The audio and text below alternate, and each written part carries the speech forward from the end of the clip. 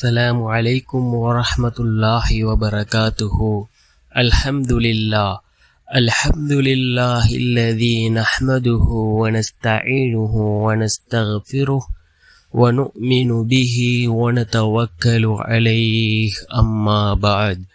அன்பிற்குரிய அல்லாஹ்வின் நல்லடியார்களே, அன்பு சகோதரர்களே, நாம் தொடர்ச்சியாக பார்த்து வரக்கூடிய துஆக்களினுடைய திக்ருகளினுடைய தொகுப்பில் இன்று நாம் பார்க்க இருக்கின்ற விடயம் என்னவென்றால், இந்த குர்ஆனினுடைய வசனத்தை தாய்மார்கள் 3 தடவை ஒவ்வொரு நாளும் ஓதி வருவதன் மூலமாக அல்லாஹ் ஜல்ல சுப்ஹானஹு வ தஆலா அவர்களுடைய குழந்தைகளில் அல்லாஹ் மாற்றத்தை உண்டாக்குகின்றான்.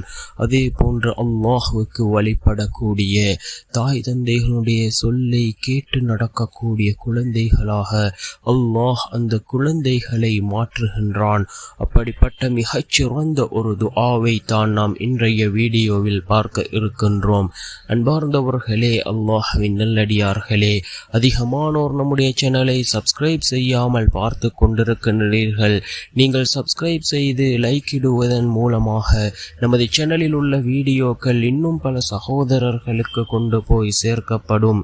அவர்கள் அதனை பார்த்து பயனடைந்தால் அதற்குரிய கூலியை அல்லாஹ் உங்களுக்கும் வழங்குவான். அன்பார்ந்தவர்களே, அல்லாஹ்வின் நல்லடியார்களே, இந்த துஆ மிக முக்கியமான ஒரு துஆவாக இருந்து கொண்டிருக்கின்றது.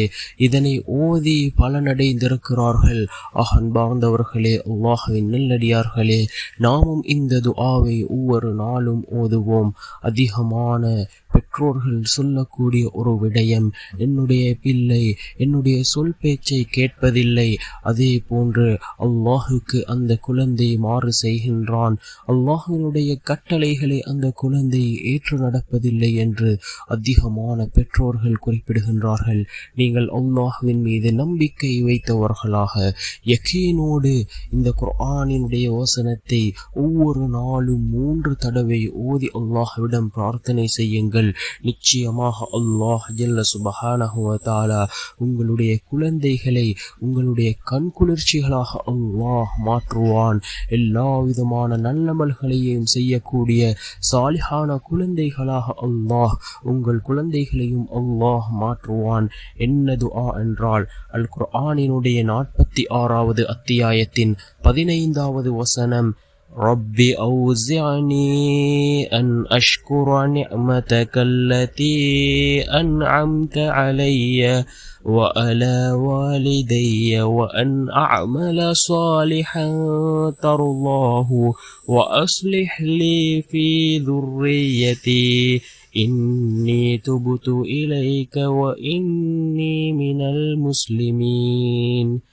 رب أوزعني أن أشكر نعمتك التي أنعمت علي وعلى والدي وأن أعمل صالحا ترضاه وأصلح لي في ذريتي إني تبت إليك وإني من المسلمين.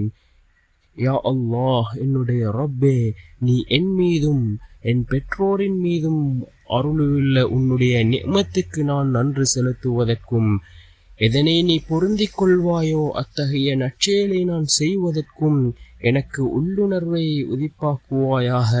என் சந்ததியாரை எனக்கு நல்லிணக்கமாக்கி வைப்பாயாக. நிச்சயமாக நான் உன்பால் தௌபா செய்து மீண்டு விட்டேன். நிச்சயமாக நான் உனக்கு வழிபடுகிற முஸ்லிம்களில் உள்ளவனாக இருக்கிறேன் என்று பொருள்படக்கூடிய அல் குர்ஆனினுடைய 46வது அத்தியாயத்தின் 15வது வசனம். இதனை ஓதி நாம் அல்லாஹ்விடம் பிரார்த்தனை செய்வோம்.